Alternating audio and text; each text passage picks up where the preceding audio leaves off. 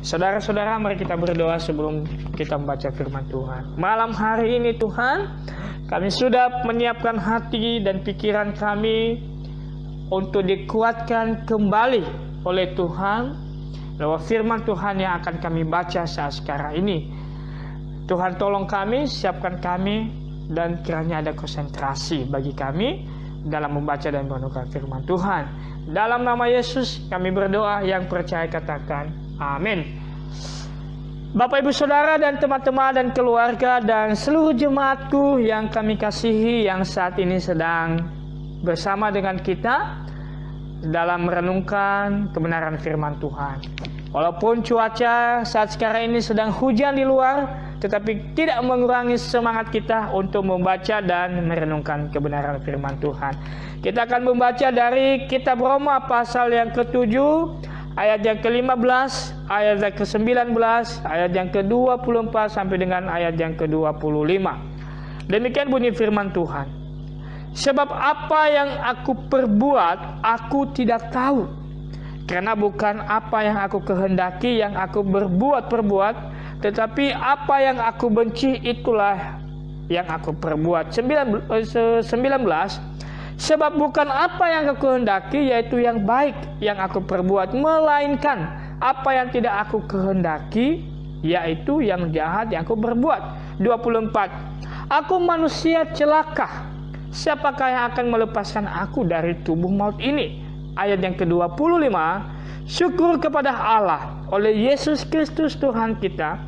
Jadi dengan akal budiku aku melayani hukum Allah, tetapi dengan tubuh insaniku aku melayani hukum dosa.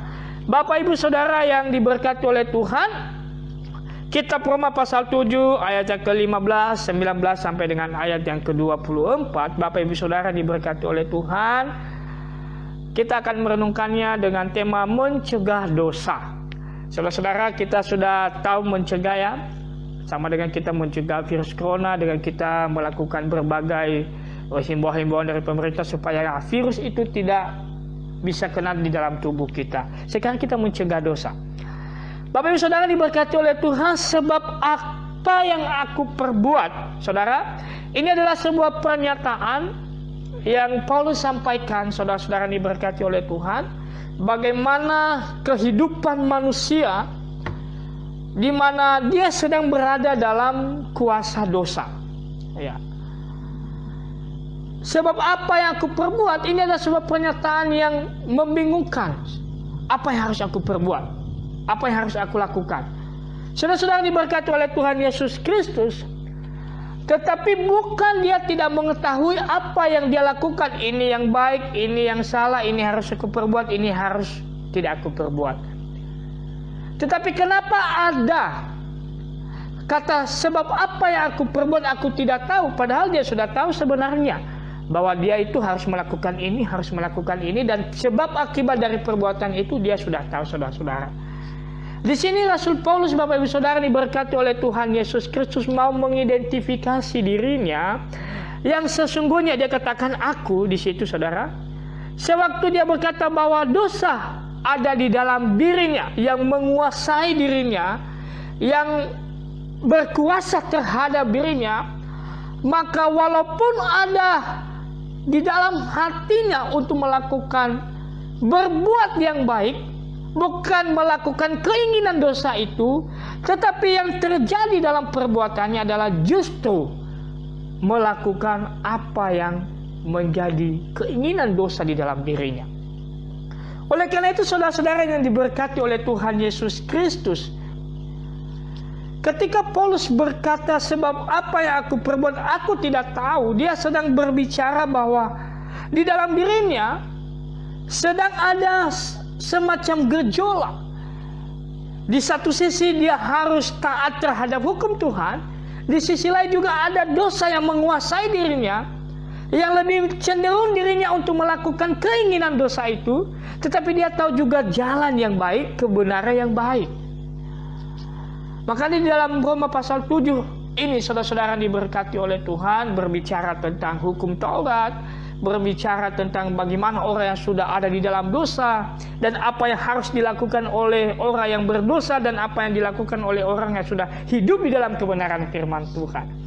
Oleh karena kenapa Bapak Ibu Saudara diberkati oleh Tuhan Yesus Kristus, kita semua pernah merasakan apa yang diceritakan oleh Paulus ini. Kita diseret oleh keinginan daging dan hawa nafsu kita sendiri. Hingga pada akhirnya kita jatuh di dalam keinginan itu. Kita tahu dengan jelas bahwa yang sering terjadi pada akhirnya di dalam diri kita adalah kita selalu jatuh karena kita lebih dikuasai oleh keinginan kita yang dikuasai oleh dosa. Dalam 1 Korintus pasal 15 ayat 20 Nabi katakan maut adalah musuh yang terakhir, yang menguasai, yang begitu ngeri, yang berkuasa secara mutlak di dalam diri kita. Oleh karena itu Bapak Ibu Saudara diberkati oleh Tuhan Yesus Kristus, sesungguhnya kalau kita masih hidup di dalam dosa, maka hanya persoalan waktu saja kita akan menjadi korban dari dosa itu sendiri. Oleh karena kenapa Bapak Ibu Saudara diberkati oleh Tuhan? Karena hukum Taurat, saudara-saudara diberkati oleh Tuhan, tidak ada satu orang pun yang bisa melakukan hukum Taurat. Karena hukum Taurat itu sempurna. Hukum Taurat itu memerintahkan kita untuk melakukan apa yang Tuhan rindukan lewat hukum Taurat itu. Tetapi kita manusia berdosa. Kita terbatas. Karena hukum Taurat itu sempurna, maka tidak ada satu orang pun yang bisa melakukan hukum Taurat itu. Walaupun orang yang hidup Yahudi pada saat itu mereka begitu tekun dan taat terhadap perintah-perintah hukum Taurat, tapi tidak ada satu orang pun yang bisa melakukan hukum Taurat. Oleh karena itu Bapak Ibu Saudara diberkati oleh Tuhan Yesus Kristus, Paulus mau menceritakan perjuangannya untuk melarikan dirinya dari keinginan-keinginan yang jahat, yang boleh menyerahkan tubuhnya kepada keinginan itu. Karena dikatakan tadi, karena bukan apa yang aku kehendaki yang aku perbuat, tetapi apa yang aku benci itulah yang aku perbuat. Karena kenapa Bapak Ibu Saudara diberkati oleh Tuhan? Karena dosa lebih berkuasa di dalam diri saya dan Bapak Ibu. Walaupun ada keinginan kita untuk melakukan yang baik itu, melakukan kebenaran firman Tuhan itu, tetapi di dalam diri kita masih dikuasai oleh dosa, maka sudah pasti hasilnya juga hasil dari dosa itu sendiri. Saya ambil satu contoh seperti Yusuf, saudara-saudara diberkati oleh Tuhan. Ketika dia digoda oleh istri Potifar. Ya. Ini adalah sebuah keputusan yang benar-benar murni dari hati Yusuf untuk menolak godaan itu. Walaupun sesungguhnya secara manusia keinginannya itu adalah kesempatan bagi dia, karena tidak ada semua orang, dan Potifar juga sudah membuka hatinya. Tapi saudara diberkati oleh Tuhan, justru Yusuf menolak hal itu. Nah saudara diberkati oleh Tuhan Yesus Kristus, orang yang sudah hidup di dalam Tuhan, orang yang sudah dikuasai hidupnya oleh Roh Kudus, maka keinginan dan segala perbuatannya juga akan dibaharui dan akan dikuatkan dirinya oleh Roh Kudus untuk menolak segala sesuatu yang tidak sesuai dengan kebenaran firman Tuhan. Dan kita yang sudah hidup di dalam Tuhan, saudara-saudara yang diberkati oleh Tuhan, kita pasti merasakan demikian. Itu yang dibilang oleh Paulus tadi. Kalau saya masih hidup di dalam dosa, walaupun ada keinginan untuk melakukan yang baik, tetapi dosa lebih menguasai hidup saya, maka sudah otomatis perbuatan yang saya lakukan adalah hasil dari dosa itu sendiri. Tetapi kalau saya sudah hidup di dalam Tuhan, seluruh pikiran hati saya sudah dikuasai oleh kebenaran firman Tuhan, dipimpin dan dibimbing oleh Roh Kudus, maka saya mampu menolak setiap godaan keinginan yang datang baik di luar diri saya maupun di dalam diri saya. Contoh yang kedua adalah Raja Daud, saudara. Ketika dia mengambil istri Uria bernama Betsheba, ini dosa besar. Saudara diberkati oleh Tuhan, ketika keinginan itu dikuasai dan kita menyerahkan kepada dosa itu, maka dosa itu sendiri yang berkuasa di dalam kehidupan kita. Jadi dua contoh itu saudara yang diberkati oleh Tuhan boleh menjadi gambaran dalam iman kita. Bagaimana hidup yang dikuasai dosa, bagaimana hidup yang dipimpin oleh kebenaran firman Tuhan. Walaupun di dalam hidup kita yang masih dipimpin oleh dosa ini, masih ada keinginan untuk berbuat baik, tetapi kalau kita lemah, maka dosa itu akan memimpin kita. Tapi kita ada kekuatan kalau kita ada di dalam Tuhan.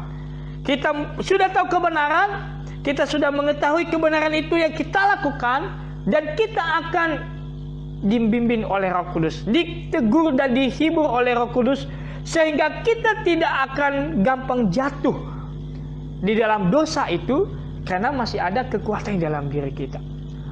Oleh karena itu Bapak Ibu Saudara diberkati oleh Tuhan Yesus Kristus. Makanya Paulus berkata bahwa keinginan untuk mengikuti hukum-hukum Allah dan tunduk pada kasih karunia-Nya itu Paulus memahami hal demikian. Namun di saat yang sama ada keinginan-keinginan jahat di dalam diri kita untuk mencemburkan tubuh kita dalam kenikmatan-kenikmatan dunia.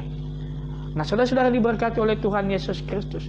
Jadi di dalam diri kita ini ada kesempatan bagi kita untuk bisa hidup dalam dosa lagi. Kalau kita sudah lepas dari Tuhan yang membimbing kita, kita sudah jauh dari firman Tuhan, kita sudah tidak lagi mau mengikuti bimbingan Roh Kudus yang membimbing kita untuk melakukan kebenaran, maka di saat itu juga keinginan-keinginan lain yang membuat kita hancur, yang membuat diri kita jauh daripada Tuhan, maka bisa juga akan terjadi di saat yang sama. Oleh karena itu saudara-saudara diberkati oleh Tuhan Yesus Kristus, Paulus menyampaikan dalam hal ini bahwa tetapi kamu tidak hidup di dalam daging melainkan dalam roh, jika memang roh Allah diam di dalam kamu. Roma pasal 8 ayat yang ke-9. Itu tadi, Roh Kudus akan membimbing kita. Walaupun ada godaan, kita masih bisa mampu untuk menangkisnya, untuk mempertahankan hidup kita. Aku tahu ini salah, maka saya tidak melakukannya. Artinya kita salah satunya mencegah dosa itu adalah kita selalu dekat dengan firman Tuhan, selalu diingatkan oleh Roh Kudus, dan kita peka, dan kita sudah mengerti firman Tuhan. Itu dibilang Paulus tadi bahwa bukan aku tidak mengerti apa yang harus dilakukan, aku mengerti, tetapi karena dosa lebih menguasai hidup saya dan Bapak Ibu, pasti akan menghasilkan dosa itu sendiri. Tetapi kalau firman Tuhan yang membimbing hidup kita, dikuatkan kita oleh Roh Kudus, maka sudah otomatis juga kita akan hidup di dalam Tuhan Yesus. Maka dosa itu tidak akan bisa mengarahkan kita, membimbing kita jauh daripada Tuhan. Oleh karena itu Bapak Ibu Saudara diberkati oleh Tuhan Yesus Kristus, tanpa Tuhan, saya dan saudara, kita kalah. Kita akan jatuh ke dalam pencobaan-pencobaan. Kita tidak dapat mencegah bahwa nafsu sekedar mengandalkan ketetapan hati sendiri. Kita tidak bisa mencegahnya. Aku ini orang percaya, aku ini sudah membaca firman Tuhan berkali-kali. Tapi kalau tidak menghidupi firman Tuhan itu, saudara diberkati oleh Tuhan, kesempatan bagi iblis untuk membawa saya dan saudara melakukan segala kenikmatan-kenikmatan keinginan kita. Jadi kita tidak bisa mengandalkan ketetapan hati saya tanpa kita berada di dalam kebenaran itu sendiri. Ya, tidak bisa saudara. Jadi saudara-saudara diberkati oleh Tuhan Yesus Kristus, pasti kita sudah tahu bahwa banyak pun hamba-hamba Tuhan yang sudah melayani, yang sudah berkhotbah di mana-mana, tapi masih bisa jatuh di dalam dosa. Karena kenapa? Itu tadi, karena di kesempatan yang sama juga iblis akan menggoda kita, menggoda saya dan saudara. Saat sekarang ini pun iblis akan menggoda kita dan saudara, konsentrasi kita. Jadi bagaimana kita meminta pertolongan Tuhan? Kita harus memohon pertolongan Tuhan. Supaya kenapa?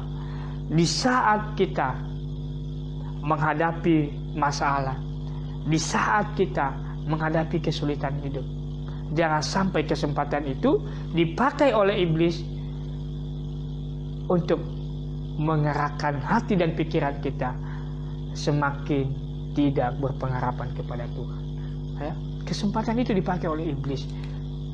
Oleh karena itu Bapak Ibu Saudara diberkati oleh Tuhan, karena kita adalah manusia yang tidak kebal dengan dosa. Ya, kita bukan manusia yang hebat, saudara, tetapi kita hebat di dalam Tuhan kalau kita sudah menghidupi kebenaran firman Tuhan. Tapi kalau kita lepas dari kebenaran itu, jauh daripada Tuhan, maka dosa pun akan menjadi bagian dalam hidup kita. Jadi hanya melalui kuasa Roh Kuduslah kita mampu, ya, kita mampu mendisiplinkan diri kita sehingga seluruh aspek kehidupan kita boleh memuliakan Tuhan. Ya, sekali lagi, hanya dengan kuasa Roh Kudus, bimbingan, pertolongan, penyertaan, kita bisa mendisiplinkan diri kita sehingga seluruh aspek kehidupan kita boleh memuliakan nama Tuhan. Jadi Bapak Ibu Saudara diberkati oleh Tuhan, mencegah dosa tidak seperti kita mencegah virus corona. Ya, saudara-saudara yang diberkati oleh Tuhan. Tetapi mencegah dosa, kita butuh kedekatan yang lebih intim dengan Tuhan. Lewat kita membaca firman Tuhan dan lewat kita memohon pertolongan Roh Kudus di dalam diri kita. Lewat kita peka mendengarkan suara Tuhan lewat firman Tuhan. Lewat kita membuka hati kita untuk selalu diisi, untuk selalu diingatkan, untuk selalu diberikan kekuatan oleh Tuhan. Lewat kita membaca dan merenungkan firman Tuhan, itu cara kita mencegah dosa. Ingat, kita masih berada di dalam dunia. Ya. Di saat itu juga iblis akan mengambil kesempatan itu untuk menjauhkan saya dan Bapak Ibu dari Tuhan. Dan di saat itu juga kita bisa mendekatkan diri dengan Tuhan. Jadi keputusannya ada kepada diri kita sendiri. Oleh karena itu Bapak Ibu Saudara diberkati oleh Tuhan, sebagai hamba Tuhan yang mengasihi kita semua, dan saya juga belajar, kami juga belajar, marilah kita lebih dekat dengan Tuhan, peka dengan suara Tuhan, membaca dan menghidupi firman Tuhan. Menjadi kesimpulan, kita dapat menang terhadap kekuatan dosa apabila kita bersandar pada kuasa Allah. Roh Allah adalah sumber kekuatan kita. Kita dapat menang terhadap kekuatan dosa apabila kita bersandar kepada kuasa Allah, dan Roh Allah adalah sumber kekuatan saya dan Bapak Ibu Saudara. Amin. Mari kita bersatu di dalam doa. Terima kasih untuk firman Tuhan yang boleh kami renungkan pada malam hari ini, boleh menguatkan kami semakin dekat dan semakin peka mendengarkan Tuhan dan hidup di dalam kebenaran firman Tuhan. Dalam nama Yesus yang berdoa. Amin. Oke. Kita akan melanjutkan pokok doa kita. Kita berdoa untuk hamba-hamba Tuhan dan seluruh orang percaya, bahkan semua rencana-rencana ke depan untuk kembali membuka aktivitas ibadah. Kita terus doakan. Terus doakan juga perekonomian bangsa dan negara, bahkan perekonomian kita juga, sahabat kita, keluarga kita boleh dipulihkan Tuhan dari semua hal yang berdampak akibat virus corona ini. Mari kita berdoa. Tuhan Yesus, kami berdoa untuk seluruh kami, para hamba-hamba Tuhan dan seluruh jemaat Tuhan, kiranya kami juga boleh kuat dalam menghadapi situasi yang kami alami saat sekarang ini. Kiranya kami boleh hadir menjadi pendoa-pendoa syafaat, dan kami selalu memiliki kerinduan Tuhan untuk kami boleh beribadah di rumah Tuhan, di gereja kami masing-masing, dan terus kami menantikan bagaimana himbauan-himbauan dari pemerintahan kami, dan dengan juga kami boleh mengikuti himbauan itu dengan protokol-protokol yang sudah disediakan oleh para pemerintah. Demikian kami berdoa untuk perekonomian bangsa dan negara kami, bahkan perekonomian seluruh keluarga jemaat-jemaat dan teman-teman yang saat ini juga berdampak karena virus corona. Kami berdoa dan menyerahkan semuanya ke dalam tangan-Mu. Kiranya Engkau Tuhan yang boleh campur tangan dan kami boleh dipulihkan kembali secara perekonomian kami. Dalam nama Yesus kami berdoa. Amin. Kita berdoa untuk Sinode Gereja Anugerah Kristus, pengurus Sinode Bapak Sulaiman, Bapak Yohanes Sugandi Musaferi, Benar Bapak Stefan dan Ibu Febrina. Mari kita berdoa. Bapa di dalam surga, kami sungguh menyerahkan ke dalam tangan-Mu untuk Sinode kami Gereja Anugerah Kristus Yang ada di Palembang, kami berdoa untuk orang tua kami, Bapak Sulaiman, Bapak Yohanes Sugandi, Musa Ferry, Bapak Stephen dan Ibu Febrina. Sebagai pengurus sinode, Tuhan berkati hamba-hambamu, berikan kekuatan, berikan kesehatan bagi mereka. Apapun program sinode kami dan apapun rencana-rencana di sinode kami, dalam pelayanan kami membawa di hadapan Tuhan. Karena Engkau boleh campur tangan, karena sinode kami boleh melayani Tuhan dan memuliakan nama Tuhan. Amin. Kita berdoa untuk GAK Palembang, Pos PI Lampung, Talang Betutu, Kenten, TK Hosana agar menjadi wadah dalam menjangkau jiwa-jiwa. Doakan untuk renovasi, pengurusan IMB, dana-dana serta panitia pembangunan. Mari kita berdoa. Bapa di dalam surga, kami berdoa Gereja Anugerah Kristus yang ada di Palembang. Kami menyerahkan seluruh setiap jemaat kami ada di sana. Tuhan berkati setiap keluarga, anak-anak mereka yang sakit Tuhan sembuhkan. Yang saat ini kehilangan pekerjaan, Tuhan berikan kekuatan, Tuhan berikan jalan keluar, Tuhan hibur mereka.